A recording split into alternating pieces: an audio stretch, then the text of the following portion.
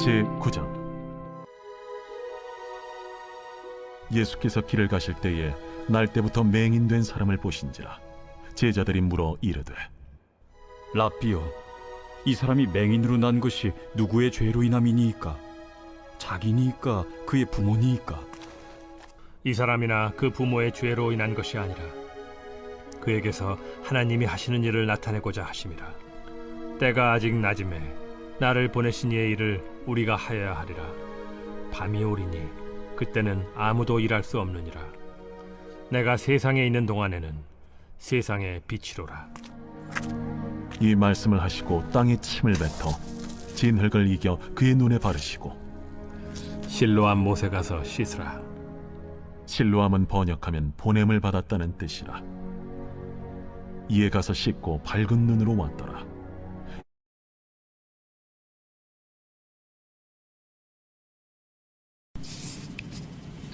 성경에는 유독 앞을 볼 수 없는 시각장애인이 예수님을 만나서 고침을 받게 된 이야기가 많이 나옵니다.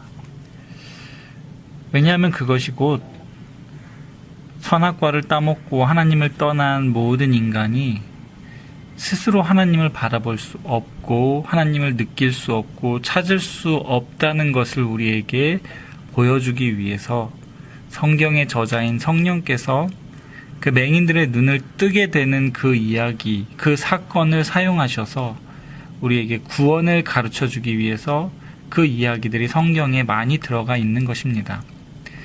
그래서 예수님이 우리가 앞에서도 보았듯이 나는 세상의 빛이야 라고 선언하신 거예요. 눈먼 자들에게 빛을 비추어 주셔서 세상을 볼 수 있게 하셨고 하나님을 볼 수 있도록 해 주신 분이라는 뜻이에요. 그게 예수님이 나는 세상의 빛이야 라고 하신 의미인 것입니다. 1절부터 보면 예수님께서 길을 가실 때 한 맹인을 만납니다. 그 시각장애인이 주님을 찾아온 것이 아니라 우리 주님이 그를 찾아가셨어요. 그 맹인은 태어날 때부터 장애를 가지고 살았기 때문에 사실 예수가 누구인지 알 리도 없고 예수가 어떤 능력을 가지고 있는 분인지도 전혀 알지 못했어요. 그자는 예수님께 자기의 눈을 뜨게 해달라고 부탁조차 할 수 없는 그런 사람이에요. 그런 맹인에게 우리 주님이 찾아가셔서 빛이 되어 주셨습니다. 그런데 2절 보면 제자들은 그가 장애를 가지고 태어난 것이 누군가의 죄 때문이라는 인식만 가지고 있었어요.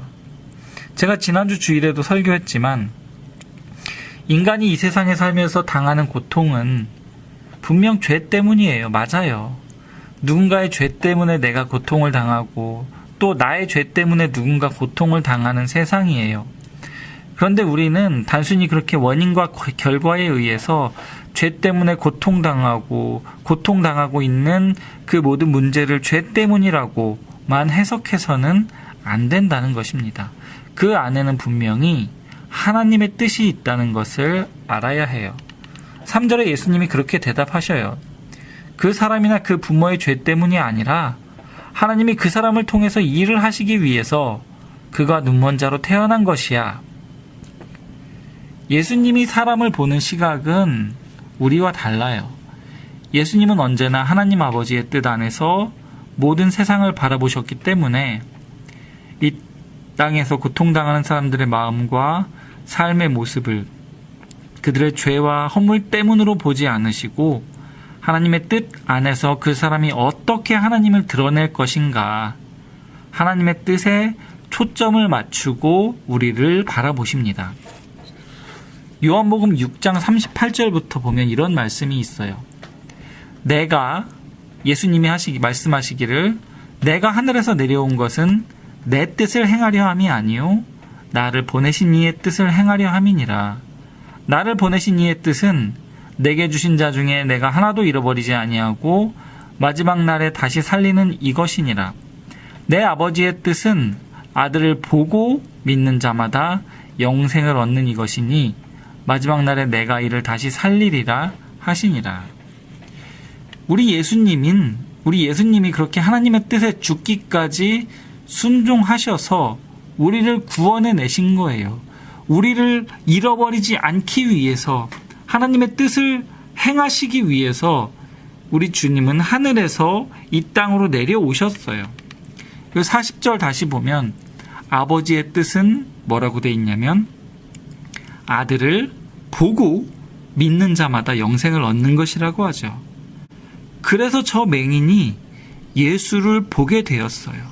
영생을 얻게 되었다는 것을 저 맹인을 통해서 우리에게 설명해 주시는 거예요. 그가 예수를 보고 믿고 영생을 얻게 되었다. 예수님이 그를 찾아가서 그를 구원해 주셨다는 그 구원의 이야기를 맹인을 통해 우리에게 설명해 주시는 것입니다.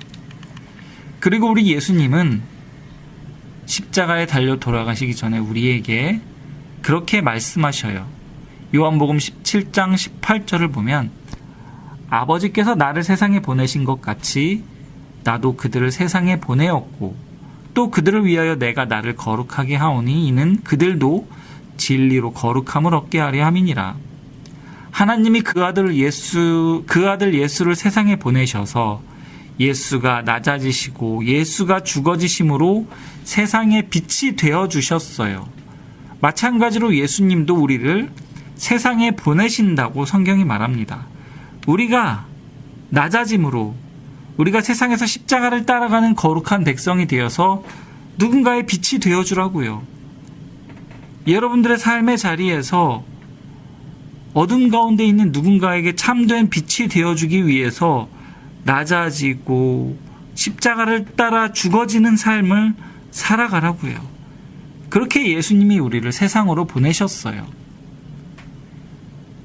우리가 예수님의 은혜로 빛을 보게 되었듯이 또 누군가는 여전히 어둠 속에 헤매고 있을 때 바로 여러분들을 통해서 예수라는 빛을 발견하게 될 것입니다.